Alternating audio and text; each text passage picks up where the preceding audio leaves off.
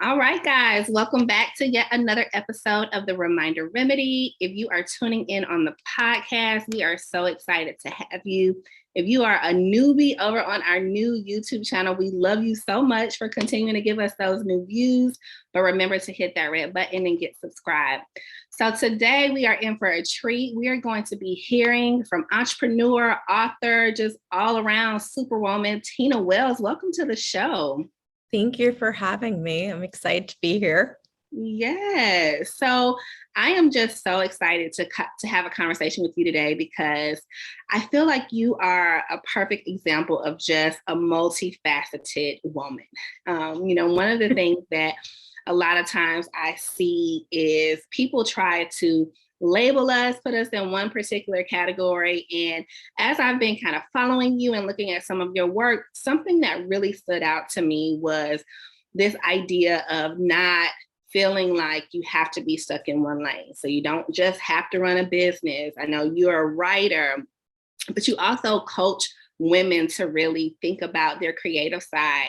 So I would love to kind of learn a little bit more about you. What are all the things that kind of encompass Tina right now? I think you kind of summed it up so nicely. I love being creative. I love helping people unlock their creative vision and bring it forward.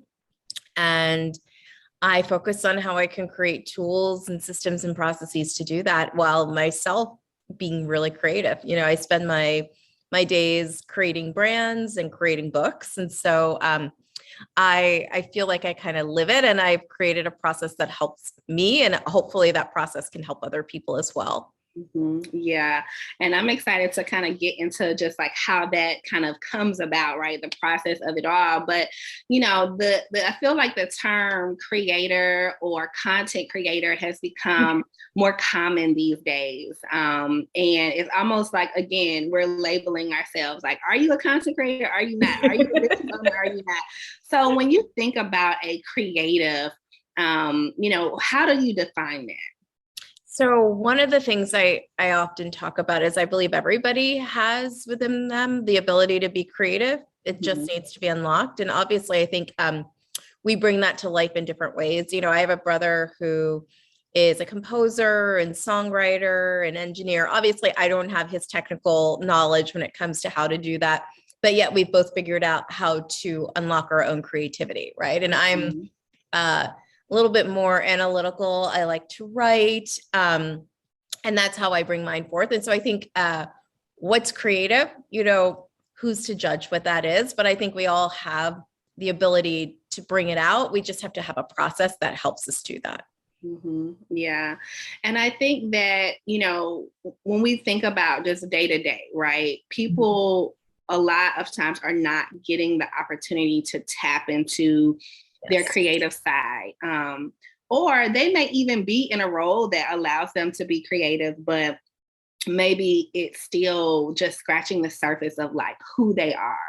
And so if someone is listening today and they have been feeling like, okay, we're getting towards the end of the year, trying to figure out what 2022 is going to look like, I'm feeling like I want to be more in tune with like my creative side. What is some advice that you would give them? Yeah. So first, I would say we have this idea that creativity looks a certain way, right? That like, if I were to ask you, well, what does that mean to you to be creative? So people might say, well, I would be painting or writing or this or that, but I can't tell you how creative I had to be in my business, in my small business, right? How many creative solutions I had to come up with, right? Which is just allowing yourself to open up how you're thinking or approaching something, right? And so I think that first thing I would say is don't limit your ability to be creative to certain acts that we all might consider creative. Really think about in your everyday life, what does that mean? For a busy mom, it could be, how am I going to do something fun for dinner that's different than what I've done before, right? So like, I think the first thing to do is like get in the practice of allowing creativity into your life in any space, It could be figuring out a more creative way to run all the errands you have to run, So I don't want us to ever think that we've got to restrict creativity to just one, very particular box that we then unlock at a very particular time. Mm-hmm. Yeah, no, that's That's great advice. Very practical, because I think that, you know, when it comes to just like the mundane, it is an opportunity for us to come back alive. Like I always tell the story of how everyone knows that I hate laundry. Like, oh gosh, but it's so much of it. Tina, I don't know if you know, but I have 4 little ones under the age of 6. Oh my gosh. So just laundry is something that I don't know that I really fully interpreted before having it. I might have been like, hold off. But, you know, I realized that it was causing me just like so much anxiety, to the point of like just messing up my mood, right? It's just clothes, but just it's never ending.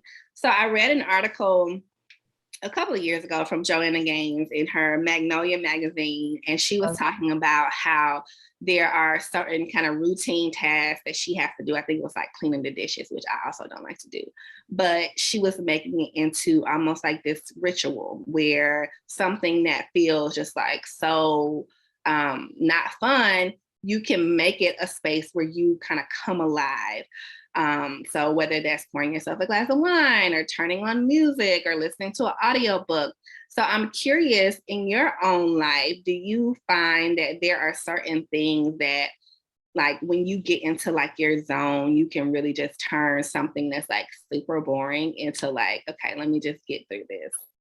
Yeah. So I would say the first thing is I can make anything really interesting with a good audiobook. And I always say, like, I've listened to hundreds of them, and I will listen to anything from a murder mystery to, you know, Trevor Noah's Born a Crime. Like my palette is really open for whatever is going to be entertaining at the time. But I agree, like if I'm going to do the dishes, or if I'm in my, you know, room getting ready, or like, so for me, one of my most like mundane tasks is I travel a lot. And so I'm always packing and organizing and figuring out that like that can take a lot of time for me. So I'll just put on my book, and then I'm just kind of like lightly entertained while I'm doing this or cleaning.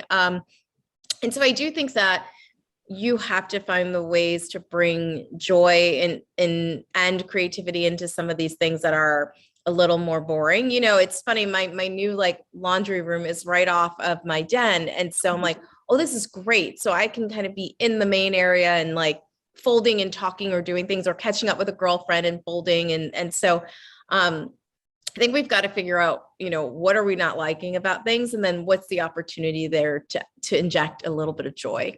Mm-hmm. Yeah, I love that. So how did you end up in this space? Like what is a little bit of your journey? Yeah, I started as a writer. I wanted to be a magazine writer. And when I was 15 years old, I answered an ad in the back of 17 magazine for a newspaper for girls that was looking for a writer, and got a job as a product review editor. And that led me into the field of market research, which led me to open up my first agency. And I ran my agency for about 25 years. Wow. And now I'm kind of in content full time. I laugh at what you said at the beginning, like, what does it mean to be a content creator, right? I think it means so many different things, but I primarily write middle grade fiction. So it's writing for 7 to 12-year-old readers with a focus on diversity and inclusion. And I'm looking at a vast array of different types of projects over the next few years, from TV to film. And it's just a lot of fun. But I really spend my time kind of creating all day long now. Yeah. So what's that day in the life look like? A day in the life of the creator. These days it changes a bit, but I'm writing between 3 different book series. So I have 2 series available exclusively at Target right now. The first called the Z Files. The second is Honest June, and I'm working on a third that will come out next summer called The Stitch Click. And so I'm currently working across all 3 projects in different phases. And so for the Z Files, we just wrapped book 5 that will be on shelves at Target in March. And so going through things like cover approvals there. For Honest June, we're tying up book 2. And that's coming out next year. And then for the Stitch Click, we're tying up literally the manuscript for book 1, and then that will move to art and design soon. So I'm kind of working across all these projects in very different stages and phases right now. So here at the Reminder Remedy, we really focus on creating harmony between work and home. We have a signature program that I run called Lifecrafting, which is really about this idea of typically work is like the center of our world and we kind of orbit around it like the sun. And in Lifecrafting, we really focus on helping women to identify their core values and needs and using that to then determine where do they want to focus, what do they want to prioritize, and then building their work around that. And so I'm curious in the world of an author and someone who also helps entrepreneurs, how do you feel like you navigate kind of like that work-life harmony? Because I'm trying to refrain from using the word balance. Yeah, so I have not used the word balance in many years. I also refer to it as work-life harmony. That's in my course. It's something I've written about for years and years now, that I don't believe balance exists, but I do believe harmony does. And I think everything I do in my life, I look to make sure that there's harmony there and that everything fits in a way. And so, a lot of times you might hear people say, well, that's not on brand for me. I think what they're really speaking to is the need to have harmony, right? Like this doesn't fit with everything else. And so I think we all need to always be on the lookout when we consider opportunities to say, does this throw my harmony off balance? Will I be able to maintain the harmony that's important for my life? And, growing up, I watched my mom do that. I'm the oldest of 6 children. And so I watched my mom really balance her work-life harmony. She decided that for her, she needed to do work part-time. She said she needed to have adult conversations, but she didn't go back to work full-time until my youngest brother was 5 and in school full-time. And so, and then she really got into her career. And so I was able to watch with her what that harmony looks like. And, she was very clear on, these are my priorities. This is how I want to spend my time, but I also need this, and I need this time with my friends, and I need a week away a year with my sisters. Like she was really clear on, what. First of all, I love your mom, because can I just say that like most people are like, I watch my mom work all day, every day. That's why I want to create more balance. But to have that as like because to me, that is like kind of how I move. I'm like, listen, I got a lot of kids. They are my priority. But in order for me to be happy, I have to work a little bit. Like I can't work a lot, but I have to work a little bit, and so that's amazing. Okay, I'm sorry. I just wanted to shout out. No, and I also, but I think one of the things I also learned from my mom is harmony does not always mean that you get everything you want when you want it. That was a big lesson for her. And she said, I want you guys to understand, like Dad and I had to consciously make a decision to make less money to do this that we thought was really, very important for the 6 of you. And then as soon as I was able to make a different choice, we upped our game financially, but like we consciously made a decision that I was going to do this. And there was a time even when I remember, I think my mom's 5th child, my youngest sister, she was like, it actually made more sense for our family for me to go back to work and for maybe Dad not to. And so, they were very much teammates in figuring out like what's the right harmony for our family, but it doesn't come without sacrifice. And I think it's important to know sometimes we will give up an opportunity that seems like we're giving up money or giving up something, but we're also maintaining our harmony. And so I think that it's important to know you don't just have harmony, right? Like you're constantly deciding what keeps that harmony going for you. Mm-hmm. Yeah. So in your own life, though, what do you feel like are the filters that you have to kind of look through in this season in life? Yeah, so every year I'm coming up on the time of year I do it. I start in late December and really decide on December 31st. I do something called desire map planning. Mm-hmm. So I read a book years ago called The Desire Map by Danielle Laporte. And she's got this whole philosophy around the fact that like, we don't want things, we want the feelings that come from those things. And then the goal is to identify what she calls your core desired feelings. And once you identify what those feelings are, you then look at your calendar and you look at how you're planning your time and you say, am I feeling the way I want to feel? Am I actively planning for that? And so like, I'll give you an example. If I want to feel vibrant, what are the opportunities I've created for myself during the week to feel that vibrance? And what does that mean? Is that a walk? Is that, a hot yoga class? Like whatever it is that makes you feel that way. Is it time maybe you need to have an evening with your friends. And if you guys can't physically get together, maybe it's a friend Zoom. And so I like planning my time that way. And I don't know what my words are going to be for 2022. I love this time of the year because I get to kind of see what resonates, but I always do look to see how do I bring those feelings to life for me in the year. Mm-hmm. Yeah. So you mentioned that you travel a lot. Is that typically for work? It is, yeah. And so pre-pandemic, I was traveling easily over 100,000 miles a year. And I just love to travel anyway. It's a huge inspiration for me for my creative work. It's just immersing myself in other cultures and just being out and about. And so it's a big, big part of my life. Mm-hmm. Yeah. When you mentioned that, I was curious about how that played into your creativity, like you said, but also how do you find stability in kind of that travel world, right? So I have a ton of clients who are consultants, and one of the things that they struggle with is feeling like they can never really get grounded because they're moving or they're changing clients. And so in your own life, when you think about just trying to find that space to feel like, okay, I know where I'm going to be in 2 months or whatever, like, how do you deal with not kind of having like that permanence that some people may have? Yeah, so I think routine in travel is really important. And I've been exploring this a lot this year in some product I have coming very soon.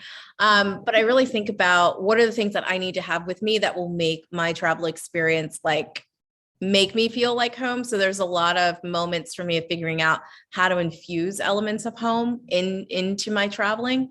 What do I need to bring with me to do, so all of those things. And then, I've got my bags kind of like ready and almost certain things pre-packed. I'm the person that the skincare routine I have at home has to be exactly the same as when I travel. So I'm that person that's getting the minis of everything I use or making sure I can have exactly the same routine. I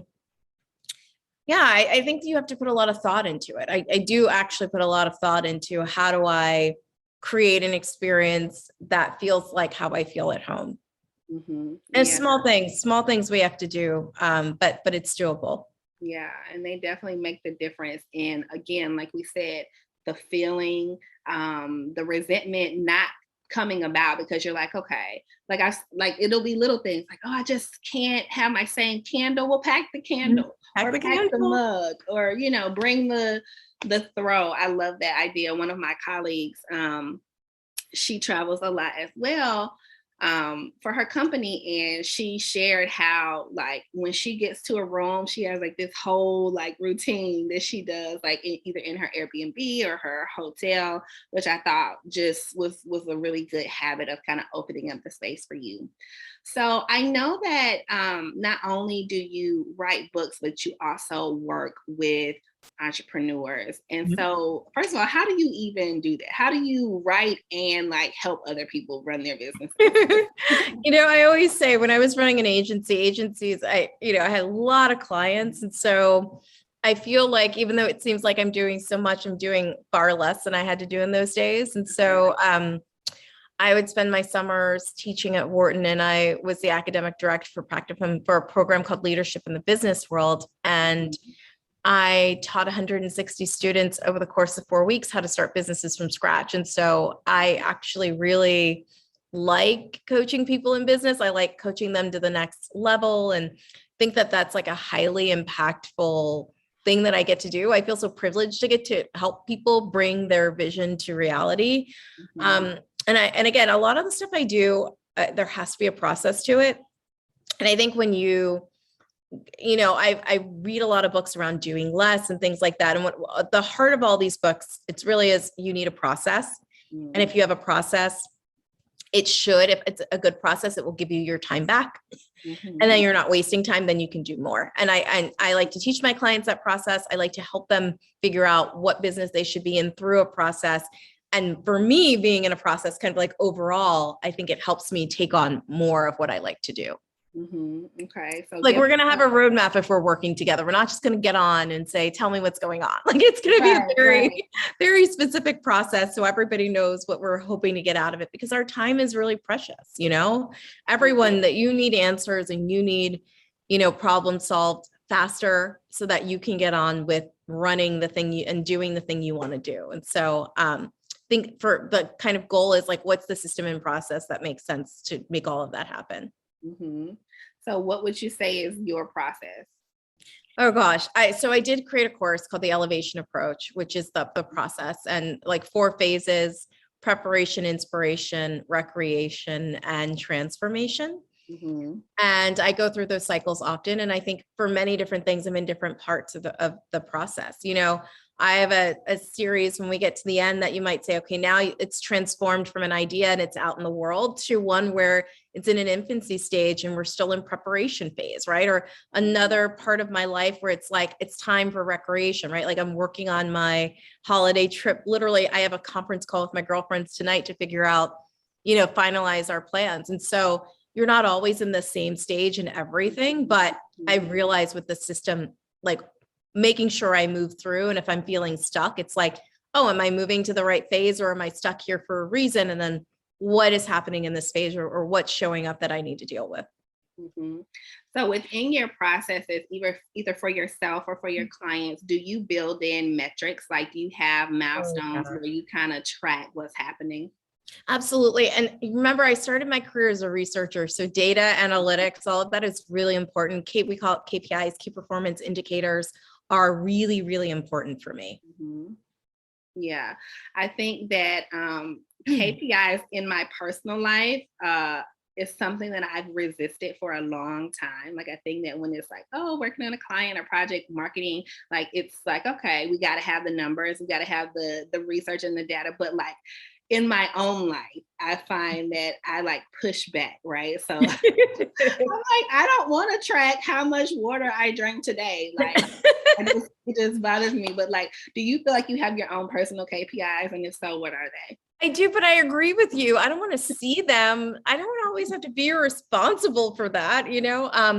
My friend Kate Northrup has an incredible planner. It's an origin planner. I'm a huge Kate Northrup fan, by the way. I love her. I just saw her in Miami, just had dinner. She's so inspiring. And I always tell her, like, she really changed how I think about my life and my work and being able to feel so connected. And she's got that tracker, and I'm like, darn it, I don't want to track how much water, I don't want to track this, and I don't want to track that. But then I love data. So what I wear every day, it's an Aura ring. Yes. And one huge marker for me is my sleep. I'm really, really big on the fact that I need 8 hours of sleep. And so this keeps me accountable.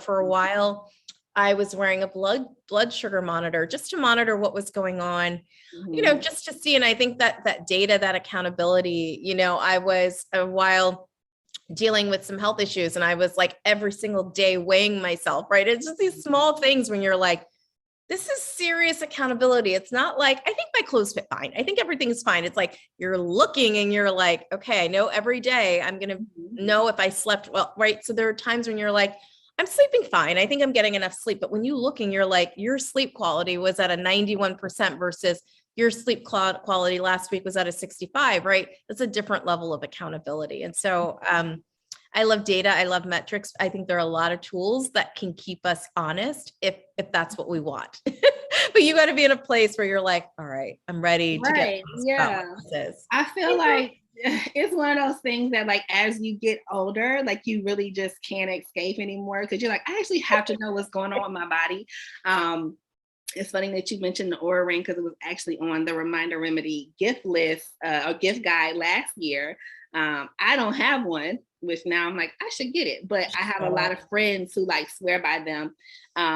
But now that I know that you are a do less connoisseur, as am I, I'm still very curious to understand, like, because I'm in a season where, because this is material that I teach, because I'm a super subscriber to like do less to achieve more kind of methodology. I read all of the time management strategies, And I have to be radical about how I apply them. I think in my own life, sleep is a big thing because I feel like if I don't get it, like the next day, it doesn't matter what I have tracked out, it's just not going to be to the level of efficiency. Obviously, you have things like nutrition, and then you have all of these energy management concepts that you kind of start to plug into your day. But for you, if you had to think about some of the things that really help you have the energy to write the books and to get into that creative zone, like what is that for you? So definitely spending time with my family, Okay. chatting. I have like ongoing texts with my mom and my sisters and all my siblings all the time. Mhm. I landed from a business trip and went to dinner with my friends last night. And that was just such a cup filler for me. Yes. Friends I've been friends with in Philly for over 15 years. And so just, and we're all similar, like we'll be wherever we are in the world. And like, okay, now we got to see each other. So that's really important. Even for me, it's kind of like dark days in Jersey right now, right? It's kind of like post Thanksgiving, the cold is here. Mhm. Just getting to Miami for a couple of days where I ran into a lot of business friends and people, and just being able to sit outside and work and Mhm. get on a plane and it was like so energizing, so I think there are constant little things. Over the weekend, I rediscovered the class and I was like, oh my God, that's right. I love this practice. Right. And I think that understanding like movement is important, but really even giving yourself a moment to think, well, what kind of movement does my body need today? Like, what's the best thing? Like today in Jersey, it's like 60 degrees. So I'm like, oh, might I actually be able to like go out and walk for a bit today? It's like, I love walking is my absolute favorite thing, but it's challenging this time of year now. And so I think it's just, but all I'm talking about constantly tuning in and asking yourself that question. And I think that's part of our problem, right? Collectively, where we don't know how to self-diagnose because we don't know the questions to ask. And I think what I love about Kate's work is she really teaches you how to become so in tune with your body and what you need, that it is, like you said, it's a radical shift of saying, I have to change how I'm living and decide that I can live this other way. And then I think once you do make the shift, you're like, oh, there isn't another way for me to live now. Mm. You just nailed it. Like I actually just interviewed our first astrologist for the podcast the other day, and we were talking. I brought up Kate's just like tuning into your menstrual, and this girl is an expert in that area too, and the moon, and how that just like completely changed the game for me. Have you tapped into any of that stuff? Oh, it's absolutely. And I think the more we do, like, it's interesting, right? It's like, depending where you are in your month, you need to understand where your energy is at and manage for that, and that's something that, Kate and I were just laughing about how sometimes it's always not possible, but just knowing why you're having a reaction you're having is important information. If there are days where I'm like, why am I not feeling doing A, B, and C? And it's like, oh, and then I can look at some data and say, I got why I'm feeling. Okay, so what do I need? How am I going to support myself now? And how I'm going to do this, I'm going to do that. Okay, now I know how to work through what's coming or anticipating what's going to come and what I need to do to kind of manage my way through it. Yeah. Oh man, like that feels so good because this has been like, I would say in the last 5 months is when I picked up where I listened to the audiobook, because my son now we had a 4-hour commute. We just moved now because I can't take it. But we had a 4-hour commute. So I switched to audiobooks because before I was just like all books. And that's when I listened to Kate's book. So it's just like the new season for me. Everything is like, I'm looking at the moon. We had the eclipse the other day. I was like, oh my God, look at this. I love my moon rituals. It's so great. It's just a great way to live. And I feel like it just has given me so much guidance. So we definitely gotta get more people understanding how we use our body to really be more productive, right? Or to have better days or to communicate better. One of the things that I feel like I've heard a lot today is that you value relationships and conversation and being around family and friends. And when I coach a lot of women, I recognize that this is an area that they score very low in, right? So if I'm doing like an intake assessment, typically I work with a lot of new moms. they're missing that piece of their life because they've taken on this new role that has us living under a rock. And being able to come out of it and start those social conversations again is very challenging. How do you feel like you not only continue to build relationships, but you have flourishing relationships with your network? Now, I think that, again, I look at those relationships the same way you might look at any other living, breathing thing, like a garden or something. They need to be tended to. I think sometimes people look at them and it's like, great, that's done. I made, like, they think of it as something like I made that connection, and not like it's an ongoing, evolving relationship, you know, and like anything that is alive, you know, you need to keep it in that state. And so I think we need to move away from this idea that, well, that's done. I made that connect, right? Like there's this thing like, oh yeah, we connected, it's good. It's like, but how do you continue to engage, and how do you continue to deepen or keep that relationship, or to make sure you're showing up for the person the way they need you, and that they're showing up for you the way you need them? You know, is there a constant evaluation? And so for me, it's a lot of times annual. You know, you hear a lot of people that say, I'm annually looking at what does this look like? What relationships are giving me life? How have I changed? And do I need a new squad? You know, just how does that look? Do you do that? Yeah, I spend a lot of time really focused on like if I call someone a friend, I'm not casual with the idea of friendship. You know, that means that I have a responsibility of really showing up for you. And if you have a need, I feel very responsible as your friend, you know, to showing up, and you can't do that for everybody, you know, and it's okay to have tons and tons of associates and have very few friends. It's fine, you know, but you need to understand that. And you need to understand, you know, sometimes when things happen, through what lens are you looking at these things? Are you looking through, this happened with a friend, this happened with an associate? If it's an associate, it's a little more casual, you might say, oh, it is what it is, and not even put any more energy into a conversation, right? If it's one of your best friends and something happens, it's like, we need to talk, we need to do that, you know, like you're willing to invest a lot more. And so I think, you know, understanding where people and how people fit into our lives, it's really important. You know, we are all balancing and attempting to maintain a lot of different types of relationships in our life. Yeah. And I even find myself trying to be much more mindful in my conversations, right? So like my time with my friends, my line sisters, when I travel is like, I might not see them for another year, right? Like I was in Houston a couple of months ago, and I had dinner with a line sister, and we hadn't seen each other since right before the pandemic hit. And it was like, because that time had been stolen from us to some degree, like I felt so much more appreciation for the time that I had with her, that I felt like I was more in tune with what she was saying, which then ended up being, you know, a 2-3 hour conversation, shutting down the Mexican restaurant. And she was like, how do you do this every time? You just like get to my soul. And I was like, I just really like listening to you and not trying to think of like the next thing to say or what am I going to ask next, but just like really listening and trying to feel what someone needs in that moment. Do you feel like the more you like build your relationships, the more you're trying to make an effort to like contribute to it authentically, or kind of how do you navigate that?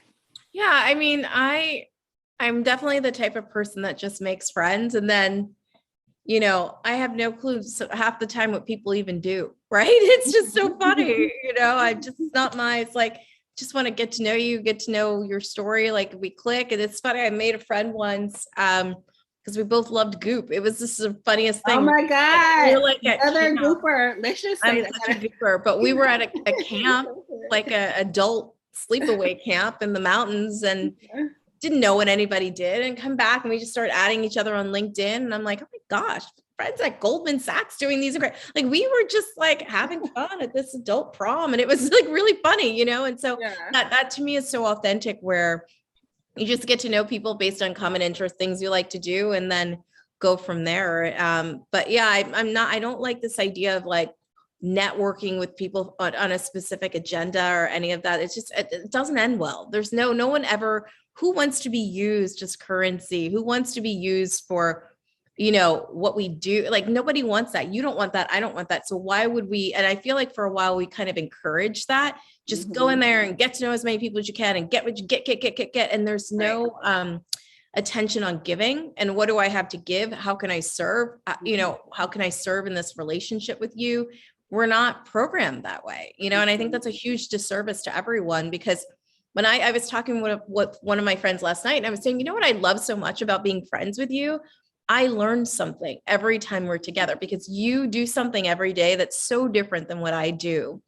And I feel smarter. I feel like I'm learning something about a field I know nothing about just over dinner with you, And so I really love that with my friend group, of just like a diversity of thought, interest, diversity of backgrounds and experiences. So when we have conversations, it's not an echo chamber. We really talk and look at situations so differently because of all of our experiences and how we've come together. And so I think that to me is really what I value most is, are you bringing a different perspective into my life that can really benefit me and my experience in life by knowing and listening to you? Yeah. I think that what you just said around, we've been programmed to network, right? Like, I think that some of these old approaches we've now learned that they just don't work. They don't align with kind of how human nature is. And so kind of reprogramming ourselves. So like I was tuning into somebody's keynote, Adam Grant. Are you familiar with his work? So I was listening to Adam, and he was talking about an app that he co-founded called Givitas. Are you familiar with it? Okay, so this particular app is kind of like a Facebook community type group, but the idea is to create belongingness across organizations by simply giving a task or asking for help with something. And the research behind it is phenomenal in terms of how much more the culture felt like it was inclusive when you could really just ask for help without being on someone's team or someone charging you. It was just like genuine connections. And so I think that as we go into this season of reconnecting with people, it's important for us to really, number one, identify, how do we want to approach people, right? So it's like little scripts. I try to give people tactical tools on here, but I'll tell people, like, instead of saying like, what do you do? Maybe ask like, what do you love to do? Which is like a very different question. So now I'm going to tap on you. Like, if you had any little like tactical things that you feel like would help someone create a authentic conversation with a new person in the airport, what would it be? I am very introverted, so I'm the wrong person to ask that to, because I'm not ever really going to do that. That's me too. That's why I'm always asking. I'm like, so what do you extroverts do? Because I would love to know. I end up with so many friends, so it's really funny because I am not. And I one time had this funny conversation with my friends, and they're like, "You're not introverted." And we went around the table, and I said, "How did we meet?" to each person, and it was always like, we were on this panel, and then I said, and then I was like, yes, do you see how every instance, I was like, I'm not that, as a writer, obviously I do well with written communication, but in person, not normally, I just made a new friend the other day, and we were at a club, like a social club, and I overheard a challenge that was happening, and I stepped in and said, I'm a member here. How can I help? Just do this. Let's make it easy. I didn't even know this person. We ended up chatting and realized we had so many people in common, and we're going to have dinner, and we're, becoming friends. But it was funny. It was like, I overheard a problem and just thought I can help solve this really fast. And how can it be of service? And so, I'm definitely not the one to ask about the outcome. I think that you hit on a good point though. It's like, number one, like all introverts thrive when they have like a really dope extroverted friend. Like I have some extroverted friends and I'm like, half the people I know are because of you guys, because I would never like just say stuff. But I also think that to your point, when you can offer information or serve someone, it just instantly starts like that connection. So I love that. So I am curious though to kind of hear the level of impact that you are looking to have as you write these books. So as a mom of a daughter, I have a friend, a family friend who my brother is dating, who is writing books for women and young girls. And when I hear her talking about, why she's doing it, it just fills my heart. So I would just love to know, like, what made you write these books for teens around diversity and inclusion type principles? Yeah, I think so. For me, I grew up reading a book a day in the summer. I love to read, and I love to read fiction, and not often did anyone look like me in what I was reading, and so it was incredibly important to me when I decided I wanted to take on, content creation full time, that was really focused on diversity and inclusion and representation, because it's such a challenge in middle grade fiction where we're less than 10% of, the protagonists are children of color. And so I really wanted to focus there. I think diverse characters are great for all children. I think literally everyone can benefit from seeing a diversity in fiction. And so, and it's also just so fun to write about my characters having such different backgrounds and really pursuing what that means, and different life experiences, different family cultures that then bring them together as a group of friends, and how we really explore that throughout, Yeah, I love that. So I know that you said they're exclusively at Target, but overall, where can we shop your books? Where can we learn about your courses? Yep. So tinawells.com is a great resource, but yes, the books right now are all exclusively available at Target and on target.com. Okay. Well, wonderful. Well, I am just so excited that you were able to hop on, and we love to see a good introvert thriving in the world. There are many of us. I'm starting to realize the more you talk about it, the more you realize our tribe is strong. Right. Like, we can do good things in the world too. So I love it. Well, thank you so much, Tina. And guys, be sure to go check out those books at Target. Thank you again. Thanks, Lena. It's good to see you. Thank you so much.